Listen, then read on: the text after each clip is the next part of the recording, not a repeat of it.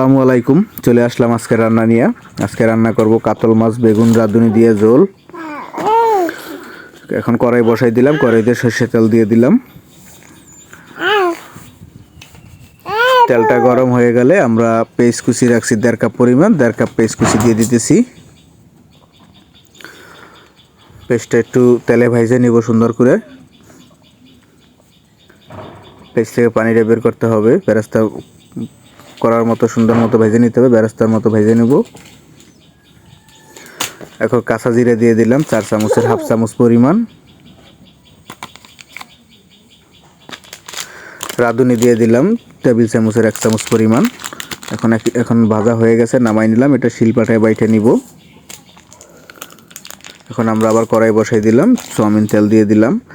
বেরেস্তা করার যে তেলটা ছিল ওটাও অ্যাড করে দিছি, আর সাথে সয়াবিন তেল দিয়ে দিলাম।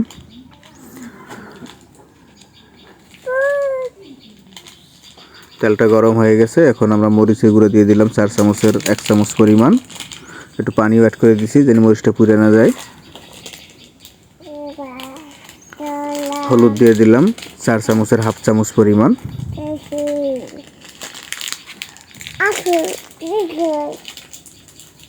লবণ দিয়ে দিলাম স্বাদ মতো, যার যতটুকু দরকার লবণ ততটুকু পরিমাণ দিয়ে দিবেন।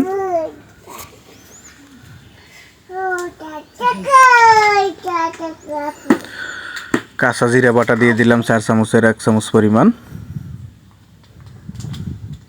সুন্দর মতো এটা মিশিয়ে নিলাম। এখন আমরা পেস্টটা যে বেরেস্তা করছিলাম, পেস্ট কাঁচা জিরা রাঁধুনি ওটা বাইটে রাখছিলাম শিলপাটায়, ওইটা অ্যাড করে দিলাম।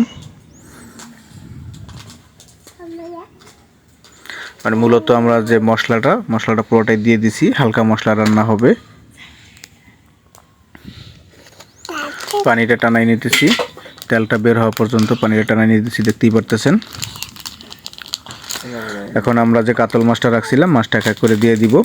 মাছটা একটু হাফ সিদ্ধ করে নিব, তাই আমরা এখন মশলার সাথে মাছটা অ্যাড করে দিতেছি।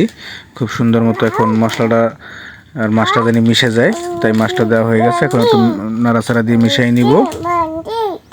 গ্রামের বাড়ির রান্না, পাশে বাচ্চা আছে, অবশ্যই আপনারা বয়সে পাইতেছেন, বাচ্চা কথা বলতেছে, খেলতেছে।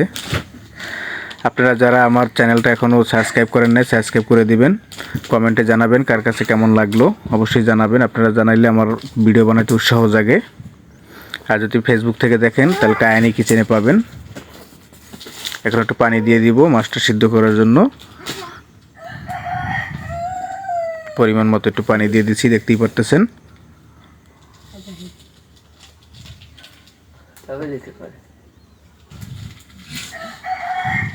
এখন আমরা ঢাকনা দিয়ে রেখে দেব 5 মিনিটের জন্য। চলে আসলাম 5 মিনিট পরে। এখন দেখব কি অবস্থায় আছে, হালকাভাবে একটু নাড়াচাড়া দিয়ে নেবেন।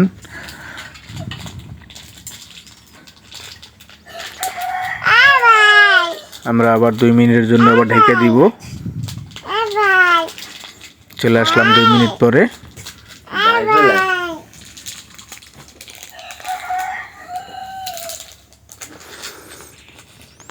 এখন আমরা ফাঁকে মাছটা তুলে রাখছিলাম, এখন বেগুনটা অ্যাড করে দিলাম।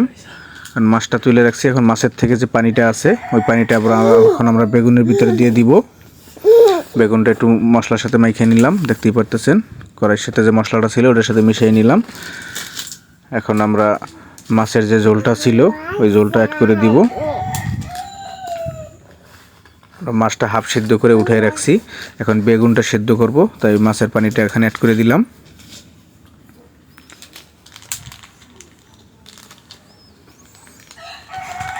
খুব হালকা মশলা রান্না, এটা বাচ্চারাও খেতে পারবে, বড় মানুষ তো অবশ্যই পারবে, বাচ্চাদেরকে খাওয়াইতে পারবেন। ঝাল খুবই কম।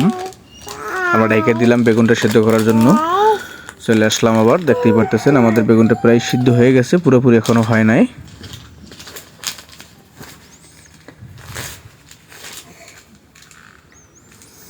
আবার ঢেকে দিব 10 মিনিটের জন্য। চলে আসলাম 10 মিনিট পরে। এখন একটু পানি অ্যাড করে দিতেছি, বেগুনটা সিদ্ধ হয়ে গেছে।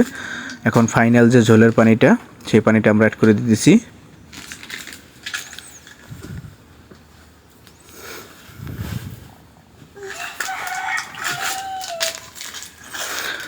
পুকুরের কাতল মাছ, ক্ষেতের বেগুন, মাটির চুলার রান্না, অবশ্যই ভালো হবে। আমরা মাছটা দিয়ে দিলাম, দেখতেই পারতেছেন। মাছটা দিয়ে হালকাভাবে একটু নাড়াচাড়া দিয়ে দিবেন, নাহলে মাছটা ভেঙে যেতে পারে। তাই খুব সফট হাতে একটু নাড়াচাড়া করে দিবেন।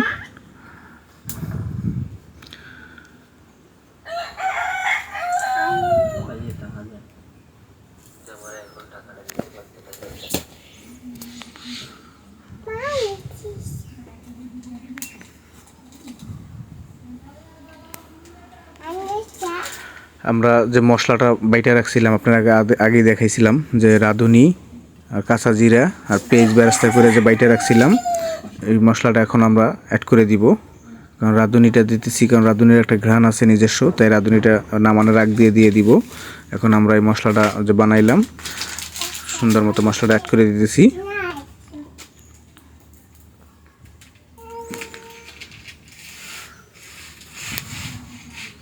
দেখতে পারতেছেন আমরা মশলাটা অ্যাড করে দিলাম। এখন একটু হালকাভাবে একটু নাড়াচাড়া দিয়ে দিব, যেন মশলাটা মাছের সাথে মিশে যায়।